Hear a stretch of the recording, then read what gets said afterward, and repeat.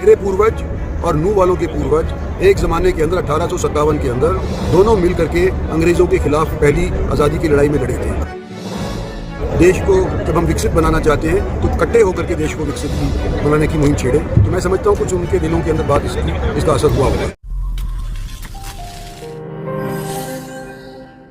गुरुग्राम लोकसभा क्षेत्र से बीजेपी प्रत्याशी राव इंद्रजीत सिंह ने कहा कि अब की बार नूह मेवात के लोग भी बीजेपी के लिए वोट करेंगे। राव साहब ने मीडिया को संबोधित करते हुए कहा कि सैकड़ों साल पहले सन 1857 में मेवात के पूर्वजों ने उनके पूर्वजों के साथ मिलकर अंग्रेजों को भगाने के लिए एक साथ मिलकर लड़ाई लड़ी थी, तो देश के विकास के लिए भी एक साथ मिलकर लड़ाई लड़ सकते हैं। उक्त वाक्य राव इंद्रजीत सिंह ने सोहना में आयोजित सभा को संबोधित करने के बाद मीडिया को दिए बयान में कहे। मुझे पूरी उम्मीद है कि सोहना एक तरफाई तौर के ऊपर भारतीय जनता पार्टी को वोट देगा। उनके अंदर भी हमने समर्थन की उम्मीद करी है और लोगों से कहा भी है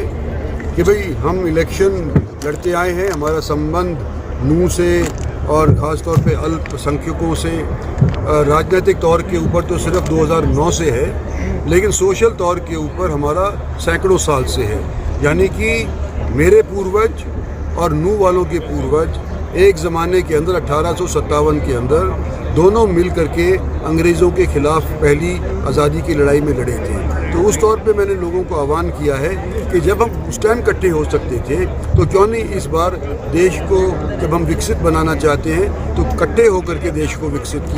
बनाने की मुहिम छेड़े। तो मैं समझता हूँ कुछ उनके दिलों के अंदर बात इसका असर हुआ होगा। आपको दिखाई दे रहा है ये नजारा सोहना बीजेपी नेता सुभाष बंसल के कार्यालय का है, जहां पर आप देख सकते हैं कि बीजेपी प्रत्याशी राव इंद्रजीत सिंह को जहां एक तरफ इलाका वासी हर्षमाला पहनाकर व पगड़ी भेंट कर उनका हार्दिक स्वागत कर रहे हैं, वहीं दूसरी तरफ सोहना वासियों द्वारा राव साहब को इलाके की समस्याओं से भी अवगत कराया गया। इस मौके पर राव साहब ने आचार संहिता की वजह से समस्याओं का समाधान करने का आश्वासन तो नहीं दिया, लेकिन इलाका वासियों की समस्याओं को जायज जरूर माना है।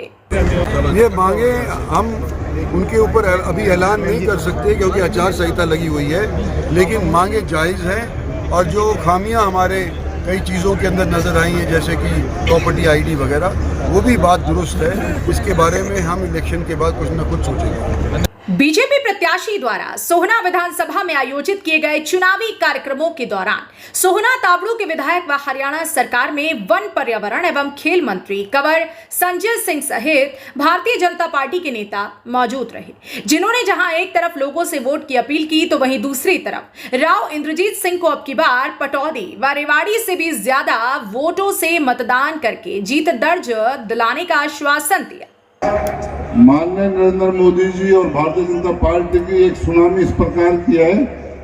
कि विपक्ष की चाहे कोई भी पार्टी को ना हो, या तो पार्टी में नेता चुनाव लड़ने के लिए मना कर देता है या उसके पास नेता नहीं है, सबसे बड़ी बात है। और आज ऐसे समय में राव इंद्रजीत सिंह जी का चुनाव जो हम लोगों को हमारे क्षेत्र से जो हमें करना पड़ रहा है, तो एक उन्होंने जब उस समय में जब राजनीति शुरुआत हुई, जब से लेकर के आज तक उनका जीवन संघर्ष के लिए गया है और क्षेत्र के लिए जब भी कोई बात आई है उन्होंने हमेशा क्षेत्र की बात को पूरे जोर शोर के साथ उठाने का काम किया है। जिस प्रकार रेवाड़ी और पटौदी का जो शेयर आता है सबसे ज्यादा वोटों का, उसी प्रकार आज सोहना में भी एक तरफा वोट हमारे भारतीय जनता पार्टी को आप लोग दें।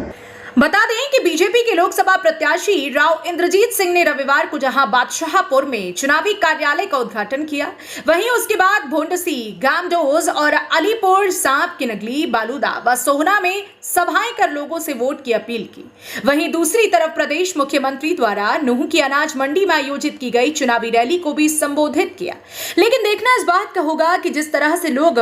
बीजेपी पार्टी की तरफ इनका रुझान बढ़ रहा है, उस हिसाब से लोकसभा वासी राव इंद्रजीत सिंह को कितने मतों से विजय बना पाते हैं। हरियाणा वरदान के लिए सोहना से संवाददाता विशाल राघव की रिपोर्ट। देश व प्रदेश की खबरों को सबसे पहले देखने के लिए हरियाणा वरदान चैनल को सब्सक्राइब करें, लाइक करें व शेयर करें।